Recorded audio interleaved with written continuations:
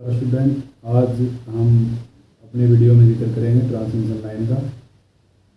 हम आपके लिए ट्रांसमिशन लाइन लेके आए हैं आज। तो उसके अंदर हम बात करेंगे कि ट्रांसमिशन लाइन में होता क्या है, पावर को एक स्थान से दूसरे स्थान तक कैसे लेके जाते हैं, पावर को ले जाने के लिए एक स्थान से दूसरे स्थान तक किस धातु का उपयोग होता है और किन किन माध्यमों से वो उसको एक स्थान से दूसरे स्थान तक ले जाया जा सकता है। ठीक है, तो हम आज उसी चीज़ के बारे में बात करेंगे, आपको प्रैक्टिकली भी दिखाएंगे और पेपर को भी आपको समझाने की कोशिश करेंगे। ठीक है दोस्तों, अब हम ट्रांसमिशन लाइन के बारे में देखेंगे कि इसके अंदर होता क्या है, ट्रांसमिशन लाइन की ज़रूरत क्यों पड़ी और इसके स्टार्ट से लेकर और एंडिंग तक किस प्रकार का मटेरियल यूज होता है, कहाँ कहाँ कौन सा इक्विपमेंट यूज होता है और उसका महत्व क्या होता है। ठीक है, अब हम वोल्टेज के बारे में जानेंगे कि वोल्टेज कहाँ बनती है और कैसे बनती है, कितनी बनती है। ये डैम है, ये 11,000 वोल्टेज हमें देता है। ठीक है, और कहीं कहीं 33,000 वोल्टेज भी बनाई जाती है, लेकिन अभी इसका ट्रांसमिशन हुआ नहीं है, 11,000 का चालू है। ठीक है, अब हम 11,000 वोल्टेज को पानी के ज़रिए बनाते हैं। ठीक है, जैसे ही 11,000 वोल्टेज को आगे ट्रांसमिशन के लिए लेके जाते हैं, ट्रांसफार्मर पर आती है। ट्रांसफार्मर यहाँ होते हैं स्टेप अप ट्रांसफार्मर।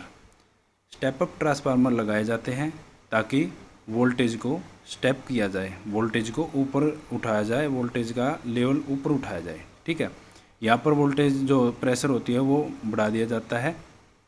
11,000 वोल्टेज को यहाँ पर 4,40,000 वोल्टेज तक ले जाया जाता है। ठीक है, अब हम आगे देखेंगे कि पहले तो हम ये देखेंगे कि इसके स्टेप कैसे होते हैं। 11,000, 33,000 वोल्टेज, 66,000 वोल्टेज। ठीक है, 120,000 वोल्टेज। अब इसके बाद आएगी 2,40,000 वोल्टेज। अब इसके बाद आएगी 4,00,000 वोल्टेज। ठीक है, यहाँ तक कि हमारी वोल्टेज को हम स्टेप अप करके ले जाया जा सकता है। ठीक है, अब ये हुई हमारी वोल्टेज के स्टेप अप होना। ठीक है, अब हम आते हैं, हमारी वोल्टेज कहाँ आती है, पावर हाउस के अंदर, जो हमारा डिस्ट्रीब्यूशन सेंटर होता है। ठीक है, डिस्ट्रीब्यूट कहाँ करते हैं हम, गांव और शहरों के अंदर, जो उपभोक्ता हम सप्लाई यूज करते हैं, जहाँ पावर का ख़त्म होना होता है, उपयोग होना होता है। ठीक है, वहाँ पर स्टेप अप करके HT, यहाँ से HT और LT दो लाइनें होती हैं। ठीक है, HT हाई टेंशन, LT लो टेंशन। इसके ऊपर होती है सुपर टेंशन, और ये होती है सबसे ज़्यादा खतरनाक, ये होती है कम और ये लो। ठीक है, ये 3 प्रकार से होती है। अब हम आते हैं पावर हाउस में, जो हमारे डिस्ट्रीब्यूशन सेंटर होते हैं, जिनके अंदर 33 kV वोल्ट आती है और 11 किलो वोल्ट आती है। ठीक है, यहाँ पर हमारी 66 kV आती है, 66,000 वोल्ट और 4,00,000 वोल्ट। ठीक है, जिसको हम स्टेप डाउन लेके आएंगे, जो हमारी 33 kV और 11 kV के अंदर बदल जाएंगी। ठीक है, अब इसको हम जैसे कि बताया था स्टेप डाउन लेकर आएंगे, यहाँ पर स्टेप डाउन ट्रांसफार्मर का प्रयोग करेंगे। ठीक है, जो हमारी 33 kVA वोल्ट बनेगी। अब ये यहाँ से डिस्ट्रीब्यूशन बोर्ड से, जो हमारे पावर हाउस होते हैं, इनसे हम डायरेक्ट सप्लाई के लिए निकल जाती है। ठीक है, ये अब मैं आपको HT और LT के पोल्स लाइन के बारे में समझा देता हूँ, उनको पहचानना आसान हो जाए आपके लिए। ठीक है, ये मैंने बना दिया HT का पोल। जो इस प्रकार से पोल शो होगा वो आपको दिखेगा HT का, जो, और अब मैं बना रहा हूँ LT का। LT का इस प्रकार से पोल होता है, जो मैं ये गोलदारे से लगा रहा हूँ। इनमें ये HT और LT ये होते हैं इनके इंसुलेटर। ठीक है, ये साइकिल टाइप होते हैं नीचे, और HT में होते हैं पिन टाइप।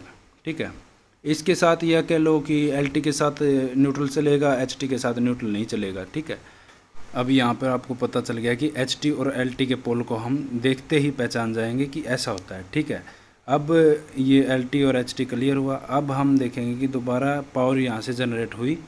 ठीक है। यहाँ पर हमने पानी के बांध से पावर जनरेट की 11,000 वोल्ट जनरेट की, इसको स्टेप अप किया 4,40,000 में लेके आए, उसको स्टेप अप करके फिर हम आगे लाइन में लेके गए। ठीक है, अब स्टेप अप 4,40,000, अब 2,40,000 या हम 4 लाख वोल्टेज में हम इसको बदल देंगे, ऊपर लेके जाएंगे ताकि इसका प्रेशर अच्छा रहे। ठीक है, हाई टेंशन में वोल्टेज को हम कैसे लेके आएंगे, हम ये जो हमारे बड़े बड़े टावर होते हैं उनसे के माध्यम से हम लेके आएंगे। ये हमारे इस प्रकार के टावर होते हैं। ठीक है, ये हमारे फेस एंगल होते हैं जिन पर हमें कंडक्टर को बांध कर लेके आते हैं। अब हम इसको स्टेप डाउन करेंगे, स्टेप डाउन करके हम 33,000 किलो वोल्ट तक आएंगे और 33,000 से 11,000 वोल्ट तक जाएंगे। ठीक है, फिर हम इसको डिस्ट्रीब्यूशन के लिए निकाल देंगे। अब यहाँ से हम निकाल देंगे जो हमारे गांव होते हैं, शहर होते हैं, वहाँ पर जो हमारे रिहायशी एरिया होता है वहाँ पर डिस्ट्रीब्यूशन के लिए अब 415 वोल्ट और 240 वोल्ट में आगे सप्लाई जाएगी। ठीक है, जो हमारे दैनिक यूज़ में उपयोग होती है। ठीक है, अब हम 415 वोल्ट कहाँ पर कैसे बताई जाती है, दो फेज़ों का पोटेंशियल डिफरेंस, दो फेज़ों का अंतर RYB। ठीक है, हम इनके कोई से भी दो फेज़ों के बीच का अंतर देखेंगे तो 415 वोल्ट का मिलेगा। ठीक है, कोई से भी दो फेज़ों में हम चेक करेंगे तो 415 वोल्ट हमें सप्लाई मिलेगी। अब आती है हमारी 240 वोल्ट की। 240 वोल्ट कैसे होती है, अब हम इसके साथ न्यूट्रल पॉइंट लेंगे। न्यूट्रल पॉइंट से कोई से भी तीनों में से एक तार के बीच का हम पोटेंशियल डिफरेंस देखेंगे तो वो हमें 240 वोल्ट मिलेगा। ठीक है, अब 240 वोल्ट मिलेगा। आती है दो पोलों के बीच में क्या होता है। ठीक है, दो पोलों के बीच में ये कंडक्टर होते हैं जो एक पोल से दूसरे पोल तक सप्लाई को पहुंचाते हैं। ठीक है, ये कंडक्टर्स के माध्यम से ही सप्लाई एक स्थान से दूसरे स्थान तक जा पाती है। ठीक है, अब इन चीज़ों को हम कंडक्टर बोलते हैं। इनके सरफेस पे ही हमारी पावर चलती है। ये हमारे पोल होते हैं जो RCC के होते हैं, जो कंक्रीट के होते हैं। इनके बीच से तार होते हैं, लोहे के तार होते हैं जो। ठीक है, अब बारी आती है हमारे ग्राउंड के सिंबल की। ठीक है, ये RCC पोल हो गए। ठीक है, ये जो जहाँ पर भी इस प्रकार की लाइनें आपको नज़र आएंगे नीचे की तरफ, ये ग्राउंड लेवल के सिंबल होंगे। यहाँ पे हम ग्राउंड लेवल को पहचान सकते हैं कि यहाँ पर ग्राउंड लेवल है। अब बारी आती है कि ये जो इस पर लगे हुए हैं इनका क्या नाम है और ये किस धातु के बने। तो ये कंडक्टर हो गया। ये हमारी जो आर्म है ये आयरन आर्म के नाम से हम जान सकते हैं इसको। ये लोहे की बाजुएं होती हैं जिन पर हमारा कंडक्टर टिका हुआ होता है, ये लोहे की होती हैं जो हमारे कंडक्टर को संभालने का काम करती है। और ये होते हैं हमारे इंसुलेटर। ये पिन टाइप इंसुलेटर इनका नाम होता है, पिन टाइप इंसुलेटर चीनी मिट्टी के बने होते हैं। और ये आर्म होती है ये हमारी लोहे की, और जो पोल होते हैं वो RCC के, कंक्रीट रोड़ी वगैरह के। ठीक है, अब ट्रांसमिशन लाइन का एक सबसे मेन पॉइंट होता है सैग और स्पैन का, जो इन दो पोलों के बीच में ही ख़त्म हो जाता है। अब इन दो पोलों के बीच की दूरी जो होती है वो दूरी आपकी मायने रखती है कि ये क्या कहलाती है। क्वेश्चन होता है ये स्पैन कहलाती है। ठीक है, इसको हम स्पैन बोलते हैं कि स्पैन करना है। स्पैन करने का मतलब हम समझ सकते हैं कि भी दो खंबे मतलब ज़मीन में गाड़ने हैं। ठीक है, अब आती है हमारी सैग कहाँ होता है, जो ये हमारे कंडक्टर नीचे की तरफ झूल जाते हैं, कितना झूलते हैं, कितने एरिया तक झूलते हैं और किस पॉइंट से किस पॉइंट तक झूलते हैं। ठीक है, इनकी लटक जो बनती है उसको हम सैग बोलते हैं। ठीक है, ये दो क्वेश्चन होते हैं जो कि हमारी जो गवर्नमेंट जॉब होती हैं या इंटरव्यू वगैरह होते हैं उनमें भी ये खासकर पूछे जाते हैं, सैग और स्पैन क्या होता है। ठीक है, अब हम चलते हैं जो हमारा RCC पोल होते हैं ये वो इस प्रकार के होते हैं, और जो हमारे H पोल होते हैं वो इस प्रकार के होते हैं। इस पर H पोल पर हम ट्रांसफार्मर भी टिका सकते हैं, इंस्टॉल कर सकते हैं। और ऊपर ये हमारे जियो स्विच लगता है यहाँ पे हमारे फ्यूजेस वगैरह HT के फ्यूजेस वगैरह लगते हैं।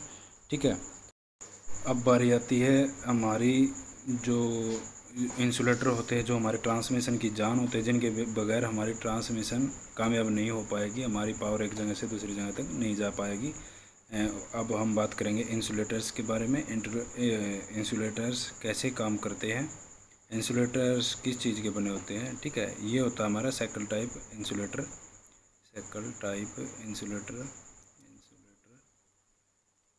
ये चीनी मिट्टी का बना होता है। ठीक है, और ये एलटी लाइन पर इसको हम लगाते हैं। ये यहाँ पे लगा होता है, ये एलटी का पोल है। ठीक है, ये 4 जो जीरो के निशान दिख रहे हैं, ये साइकिल टाइप इंसुलेटर यहाँ पर लगे होते हैं। अब इनको हम तार जो हमारा कंडक्टर होता है वो इस प्रकार इस पर लपेटेंगे। अब बारी आती है हमारे पिन टाइप इंसुलेटर की। पिन टाइप इंसुलेटर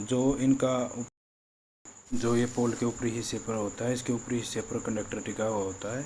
ठीक है, और ये चीनी मिट्टी का ही बना होता है। नीचे इसके जीआई की धातु की लगी हुई है। ठीक है, यहाँ पर इसके कंडक्टर रखा हुआ है, ऐसे कंडक्टर रखे जिसको अच्छे तरीके से बांध दिया जाता है। अब हम चलते हैं डिस्क टाइप इंसुलेटर की तरफ। ये गोल आकार के होते हैं, डिस्क टाइप के होते हैं, इसलिए इनका नाम डिस्क इंसुलेटर रखा हुआ है। ये इसके बीच बिल्कुल सेंटर में ही हुक होता है, जिससे हम कंडक्टर को बांधते हैं, टाइट करते हैं। ठीक है, और इसके बैक साइड में भी स्टे के लिए जो हम पोल पर स्टे देते हैं, इसको बांधते हैं, वो लगा होता है, हुक लगा। बारी आती है पोल को कैसे रोका जाता है। ठीक है, वो एक स्टे वायर से रोका जाता है। इस प्रकार से वो स्टे वायर होती है, ये ज़मीन के साथ इसको बांधा जाता है। ठीक है, ये इसके बीच में जो इंसुलेटर होता है, ये इंसुलेटर जो आकाशीय बिजली होती है उसको ग्राउंड होने से रोकता है, ताकि हमारे जो इसके साथ में खड़े हुआ जान माल का नुकसान ना हो सके। ठीक है, या फिर इसके अंदर से करंट आया हुआ ज़मीन पे खड़ा कोई व्यक्ति न छू ले। ठीक है।